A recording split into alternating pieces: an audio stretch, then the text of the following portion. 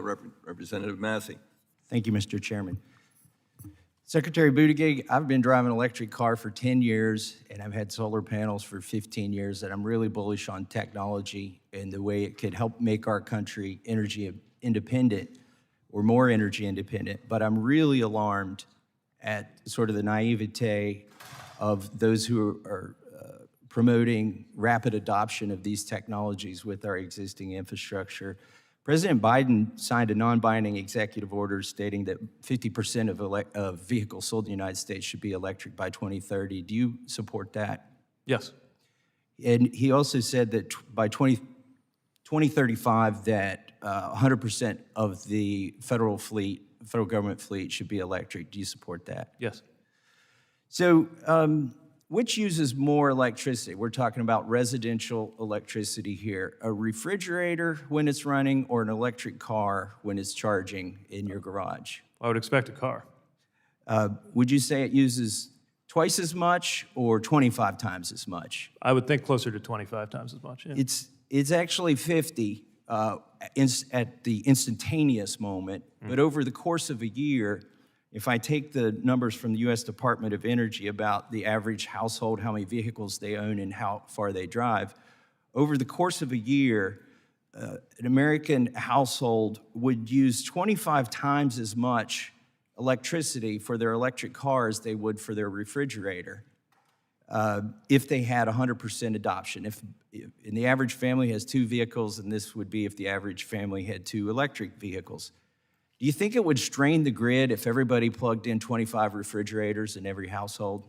Well, if we didn't make any upgrades to the grid, sure. I mean, if we had yesterday's grid with tomorrow's cars, it's not going to work. It's one of the reasons why we believe that infrastructure includes electrical infrastructure and argued for that to be included, as it thankfully was in the bipartisan law. Do you think by 2030, which is when Biden says 50% of cars sold should be electric, do you think the grid will be capable of handling electric cars? It's going to need to be, and we're working with the Department of Energy every day. We've established a joint office of energy and transportation to map out some of the needs. Obviously, some of this gets outside of my lane, and we've been discussing with, for example, the truck stops that are looking at what their power needs would need to be at an interchange where today they're mainly filling up on gas in order to accommodate that. And then, as you mentioned, a lot of the scenario for this is also residential. But it's also worth pointing out that while a typical driver who adopts electric is using more electricity, at the end of the day, they're using less energy because of the efficiency benefits of getting that energy produced at utility The problem scale is instead of we burning don't have the fuels in your car. capacity to produce that energy. You aptly used the word need.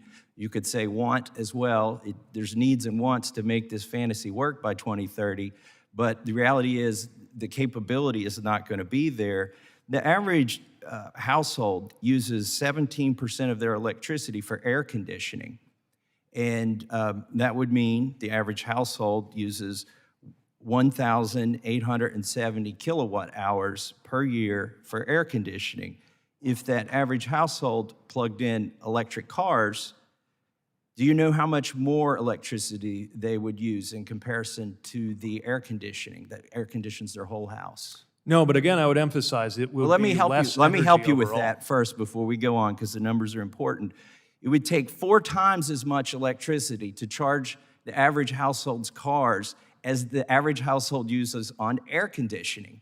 Do you think that could be? So if we reach the goal by 2030 that Biden has of 50% adoption instead of 100% adoption, that means the average household would use twice as much electricity charging one of their cars as they would use for all of the air conditioning that they use for the entire year. Do you think this could contribute to rolling blackouts and brownouts in areas of the country where air conditioning is basically considered essential?